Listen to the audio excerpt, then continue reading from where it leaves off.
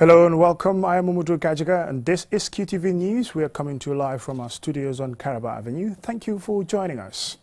And now here are the main local news headlines. Gambia Hajj pilgrims who travel with 2-hour travel and tours have spoken about their experience in Medina and Mecca during the pilgrimage. The Gambia Chamber of Commerce and Industry on Wednesday convened a high-level meeting of agriculture producers and representatives of financial institutions on agriculture financing. The Medicines Control Agency has expressed great concern about some illegal activities in the country in violation of the Medicines Control Act and its regulations, causing public health concern. And in sports news, more than 20 Gambian athletes will take part in the Birmingham 2022 Commonwealth Games and then the Islamic Solidarity Games in Konya, Turkey in July and August this year. Those were the main news headlines, and now the news in detail.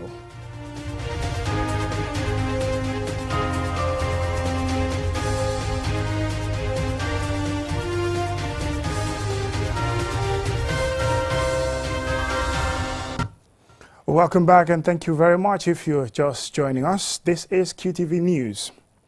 Following a successful completion of this year's Hajj, pilgrims who traveled with 2-hour travel and tours have spoken about their experience in Medina and Mecca during the pilgrimage. Babu Karsisa is in Mecca and he filed in this report. Hajj is the most beautiful spiritual journey that a Muslim can make, but that's not to say that the pilgrimage isn't difficult and physically demanding. Al-Haji Sehu Dentin, a pilgrim with 2-hour travel and tours, explains his experience during what is called the journey of a lifetime. Since we came at Medina, I think they say first impressions count. In terms of the proximity to the mosque, it was just like 2 minutes walk or so, 2-3 minutes. So really excellent. The food, there was a lot of variety for all, and generally more or less a buffet in terms of breakfast, lunch and dinner when we came to Mecca. Also the hotel that we are is just about 8 minutes walk to the Kaaba, and first day we did our Umrah. That also was amazing because for the first time, even though in the past we only saw the Kaaba from pictures on TV, here we were live at the Kaaba. Day of Arafat was an interesting day, quite hot. Muzdalifah was a different experience. You had to sleep on the ground. It was definitely an experience. For Zainab Loom, it is more of an accomplishment of a spiritual journey which is educative and represents the value of life. I feel blessed. I feel fulfilled in my religious journey. I feel humble.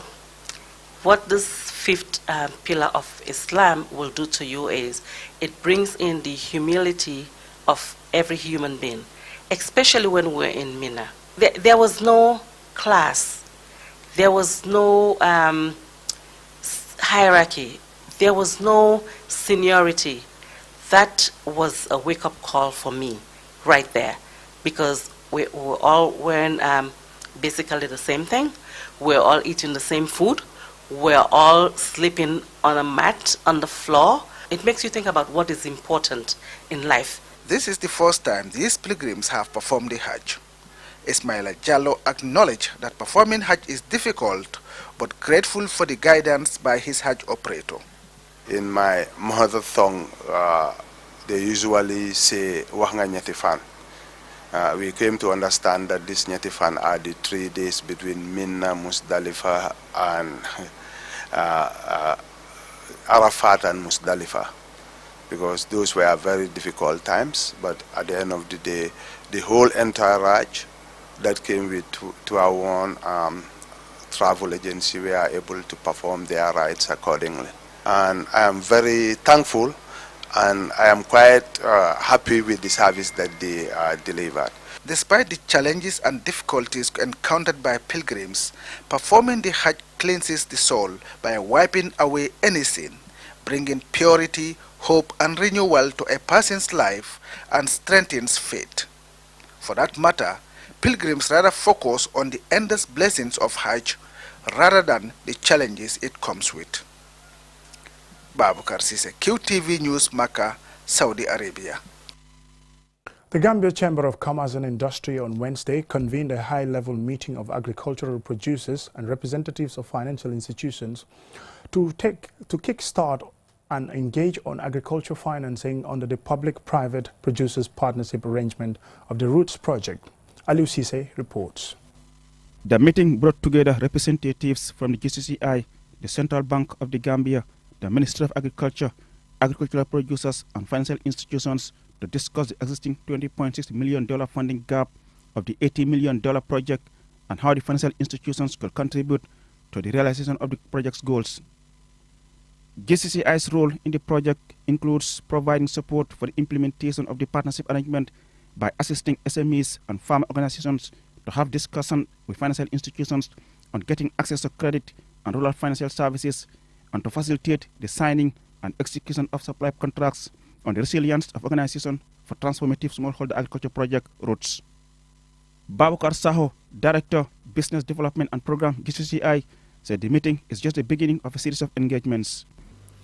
At the end of the meeting today, we are not going to have a magic wand that is going to solve all the problems, but we would have started an engagement that is very relevant in our quest to seek redress in the challenges that smallholder farmers and the entire value chain continue to face. Farmers and SMEs have complained of the lack of access to credit due to high interest rates by financial institutions. They ask for reasonable interest rates of multiple years and a grace period. Producers, including Isaac Thomas, CEO of Gum Juice, observed that several similar projects have failed in the past and hopes the Roots project will be different for Gambians to embrace locally made products. You give our money give it to a commercial bank, and then the other thing is, why are we sitting down? We have 15 banks, development banks and commercial banks, and we cannot even have one agriculture bank. Some of the representatives of the financial institutions, including Mamadou Diouf, Managing Director of APS Islamic Microfinance, welcomed the proposed partnership, while giving assurance of their commitment to partner in ensuring the purpose of the project is met, although this will require fixing some of the challenges in the financial sector. So the banking sector, the microfinance, needs to have similar level opportunities to understand how successful agri-financing has worked in other economies, so that those models can be brought into our country and then implemented. Fatou Jammeh Touré, Deputy Permanent Secretary with the Ministry of Agriculture, said there must be diversification to attain a food self-sufficient country, which remains a dream despite the many projects relating to this cause. She hopes this project will be a stepping stone for the development of the agriculture sector and the involvement of the financial institutions. Deputizing for the Central Bank Governor, Fatou Din, Director of Development Finance Department of the Central Bank of the Gambia, said the CBG is committed to creating the enabling environment for financial institutions to access funds for the development of the agriculture sector. The bank, as the custodian of the financial system, will in partnership with stakeholders, take the lead role in creating favorable conditions to facilitate access to finance. Mariama Bitey, Acting Business Development Officer, Roots Project, said the project was launched in March 2021 and will expire in September 2026. The project will cover a total of 39 districts in 5 regions, which were selected based on poverty, vulnerability, and remoteness, among others. The beneficiary categories are smallholders, micro-entrepreneurs, and poor rural youth and women. Reporting for QTV News, I am Aliu Sise. The Medicines Control Agency has expressed great concern about some illegal activities in the country in violation of the Medicines Control Act and its regulations, causing public health concern. In this view, the Medicines Control Agency has organized a sensitization forum with its stakeholders to raise awareness about its mandate to regulate and control the medicines industry. Mudula Minchoy reports. The Medicines Control Agency is mandated to safeguard public health by regulating all matters related to the efficacy, quality and safety of medicines and related products in the Gambia. Related products include herbal medicines, cosmetics, medical devices, and household chemicals. It is on this mandate that stakeholders in the pharmaceutical industry are being sensitized to at this event. Dr. Jere M. Sanyang is the new board chair of the Medicines Control Agency. We have to regulate it. We just cannot continue to allow every Tom, Dick and Harry to bring in medicines into this country and sell them in the streets. Medicines are good, but many of them also have harmful effects, and if not regulated, they could lead to disaster. Evaluation, registrations and licensing of medicines business products imported to the country to determine efficacy and effectiveness are part of the functions of the Medicines Control Agency. To tackle illegal activities in the pharmaceutical industry, the public is encouraged to report any suspicion of malpractice to the MCA using the toll-free numbers 1233 and 3363068. We want you to make sure that any medicine that you see in the market, you must be able to identify. It must look as if it must look presentable. It must look to be of good quality. So if you have any of those issues that you are suspecting the quality, or you take a medicine and you're feeling that you're not getting better, or you take the medicine and you're having reactions or side effects, you need to report that to the Medicines Control Agency. One of the cases that confirms existing illegal practices in the pharmaceutical industry involved Al Hassan Drugstore, a pharmacy in Lazarikunda. In this Facebook post, an incident is reported by Segu Sware Jabai about his brother's experience of buying expired medical products from Al Hassan Drugstore, with the expiry date of one of the products deliberately covered in black marker to conceal selling expired products. The medicine expired in May this year. Apart from this one, the customer had also bought 2 other medicinal products from the pharmacy, with one expired in June, while the other due to expire in just a day when it was sold. Following the report, an investigation by the Medicines Control Agency in collaboration with the Pharmacy Council was launched, and the pharmacy closed for weeks. This week, the Medicines Control Agency found the allegation true and issued a $75,000 fine to the pharmacy. You're right. It was actually, I think, on the social media where someone bought a medicine that they were deliberately attempting to cover the expiry of that product. And when it came to light, of course, we did what we normally do. We will investigate and we do take the necessary actions. Sajo Jallo is the CEO of Sun Pharmacy, which is involved in the import and sale of pharmaceutical products in the Gambia. He identifies a problem and challenge that is affecting the country's pharmaceutical industry. Our borders is an issue. Sometimes you can have certain places whereby these agencies are not there. You don't have any people to monitor them. They can smuggle certain things that the agencies is not aware of, and they cannot be aware of. You can find certain things in the market. Despite progress since its establishment in 2014, the agency has capacity gaps, and among them is the lack of a laboratory to properly test the quality of medicines we consume, according to the Executive Director of the Medicines Control Agency. In the absence of a fully functioning laboratory, the agency can never assure quality medicines in the Gambia. We are also informed that there are ongoing efforts to get a functioning laboratory to ensure quality medicines for public health. Mohamed Lamin Choi, QTV News. Well, the end of that story takes us to a commercial break, and when we return, we still have some more news stories. Do stay tuned. QMoney is back again with its easy-to-use, secure and convenient mobile app that allows you to carry out all your transactions. No matter where you are or what time it is, you can always access your funds. With the new QMoney app, you can cash in and out, buy credit, buy QPower, shop, make payments, and so much more. You can also send QMoney, pay bills, receive international remittances, and transfer cash to others. Just download the app from your Play Store or App Store and get started. For more information, call customer care on 133. QMoney, Sinu Kalpe. We innovate, others follow.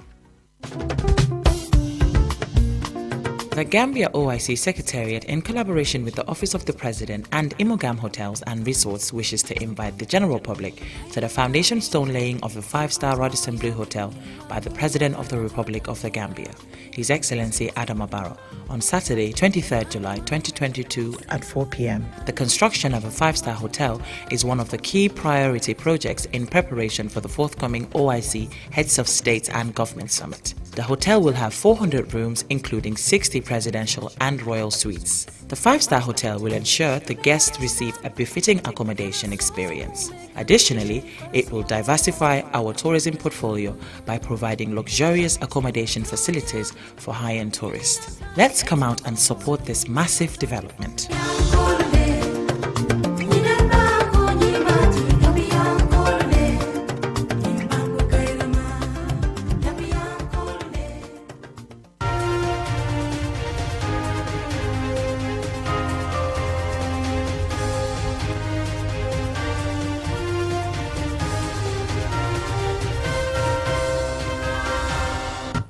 Welcome back, and thank you very much if you're just joining us. This is QTV News. The Ministry of Petroleum and Energy on Wednesday launched the National Energy Efficiency Strategy NEES, focusing on electricity demand with support from the World Bank Group. The strategy includes identifying high-impact energy-saving opportunities for the Gambia. Omar P. Jallo attended the launch and filed in this report. In recent years, the Gambia has been plunged with electricity shortfalls due to growing electricity demand and lack of investment in operations, maintenance and new generation equipment. With support from the World Bank Group, electricity supplies and investments are expected to lead to a greater share of renewable energy and universal access to electricity by 2030. Addressing the gathering virtually, the representative of the World Bank Group, Leopold Sidogo, said they are aware of the importance of energy efficiency as a pillar to facilitate universal electricity access, fight energy poverty, and enhance economic and social benefits, which is why the World Bank is supporting the government of the Gambia through the Ministry of Petroleum and Energy to develop the Gambia's first national energy efficiency strategy by focusing on the electricity demand side. Lamin Kamara, Permanent Secretary at the Ministry of Petroleum and Energy, said scaling up energy efficiency is central to his ministry's ambitions to provide affordable, reliable and clean energy for all, citing its numerous benefits, including the reduction of electricity bills and improving health to reduce carbon dioxide emissions and expanding access. The government of the Gambia is still eager to further strengthen electricity service, reliability and sustainability by scaling up energy efficiency activities in the Gambia. To date, the Gambia has been supported by various partners to conduct several EE initiatives. These have included the development of an energy efficiency action plan in 2015 with the support of ECOWAS Center for Renewable Energy and Energy Efficiency, that's ECRE, which focused on development and implementation of minimum EE performance standards which have been approved at the regional level, and energy efficiency sensitization campaigns. PS Kamara reveals that currently, the Gambia's energy sector is undergoing a major transition as efforts are ongoing to improve the electricity supply, adding that the utility company NEWEC has made strides to improve operational efficiency and financial performance and is currently undergoing major organizational restructuring. The World Bank has also helped the Gambia scale up energy efficiency, notably by financing the replacement of 2,000 incandescent streetlights with LED bulbs that have helped to reduce energy consumption by 60% and by rolling out an information campaign targeting reduced electricity waste in public and commercial buildings. Currently, the Gambia electricity access rate is estimated around 60%, and more than 85% of households in the Gambia depend on traditional biomass fuels, mainly for household consumptions, and imported petroleum products for electricity generation and transport. In 2005, the Ministry of Energy developed the National Energy Policy, Strategies and Action Plan, which was revised in 2014 to redefine the sector's strategic objectives. Since then, several developments have been taken in the energy sector, including the development of an electricity roadmap in 2015, which was updated in 2017 and again in 2021. to reflect new market opportunities and guide the development of the electricity subsector in the short, medium and long-term 2021 to 2040. Reporting for KTV News, I am Omar P. Jallo.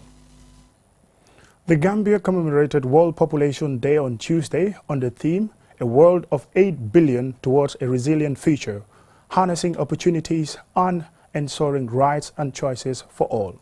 Omar P. Jallo again.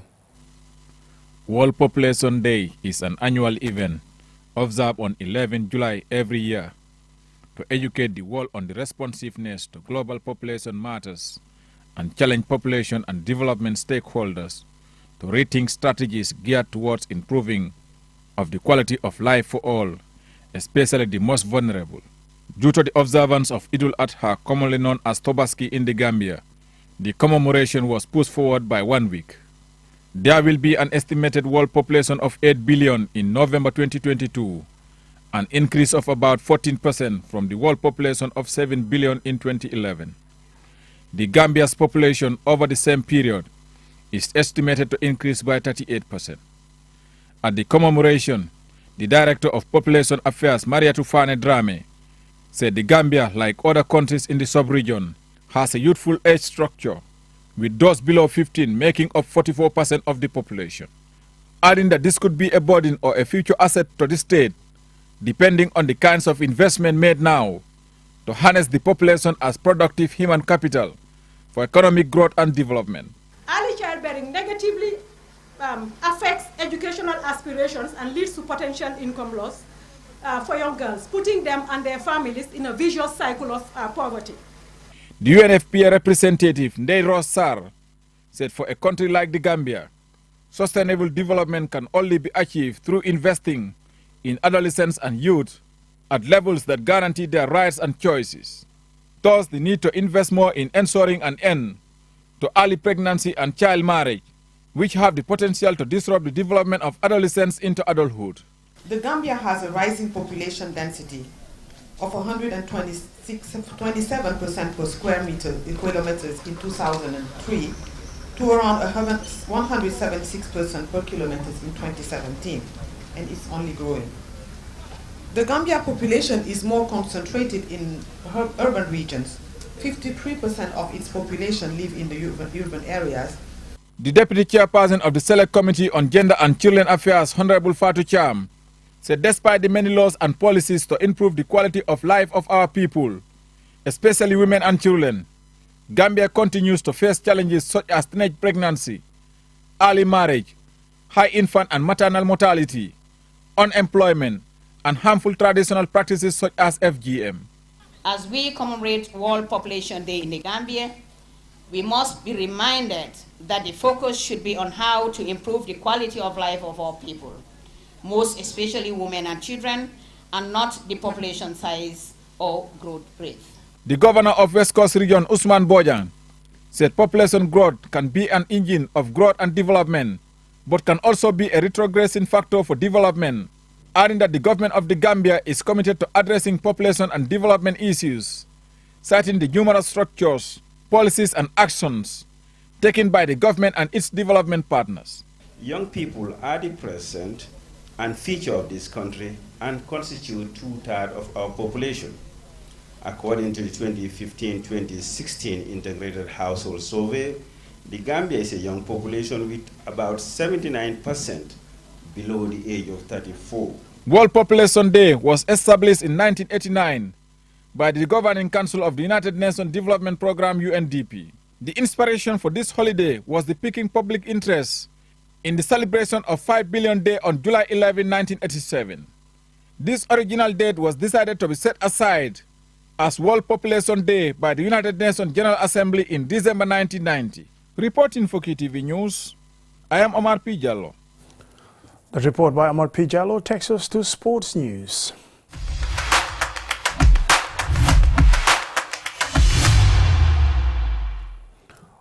More than 20 Gambian athletes will take part in the Birmingham 2022 Commonwealth Games and then the Islamic Solidarity Games in Konya, Kenya in July and August this year.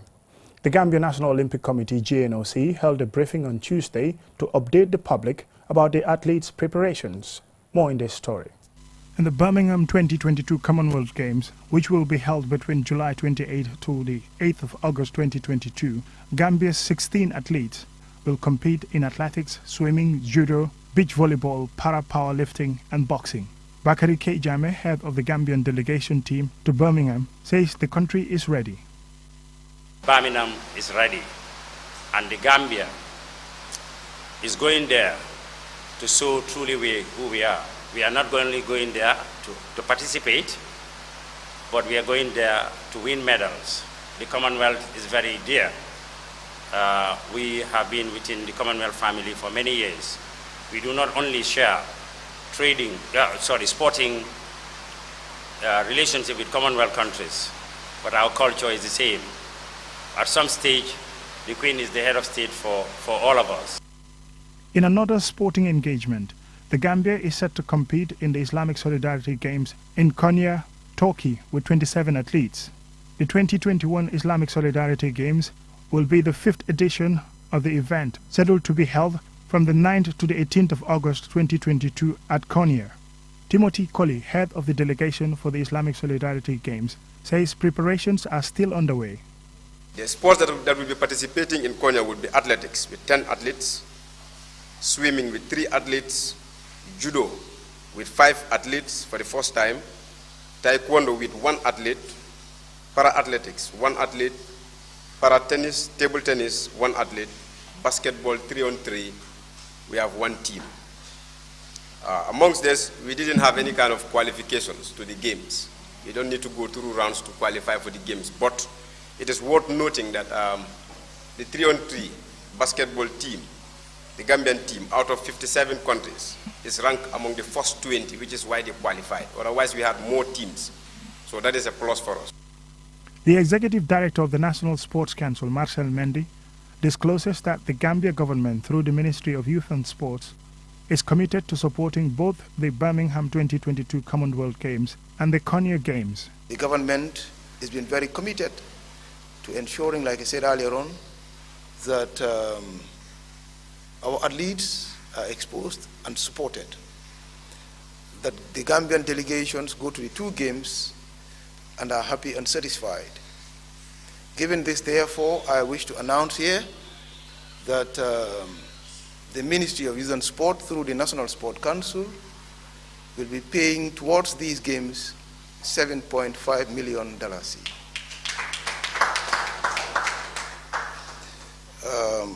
This will go towards some different aspects of the 2 games,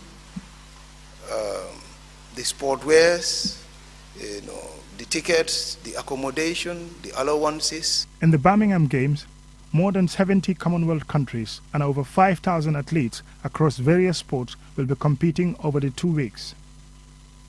Mudu Kajaga, QTV News. Well, that's all we have time for in this edition of the news. Join us again at 10 for another bulletin.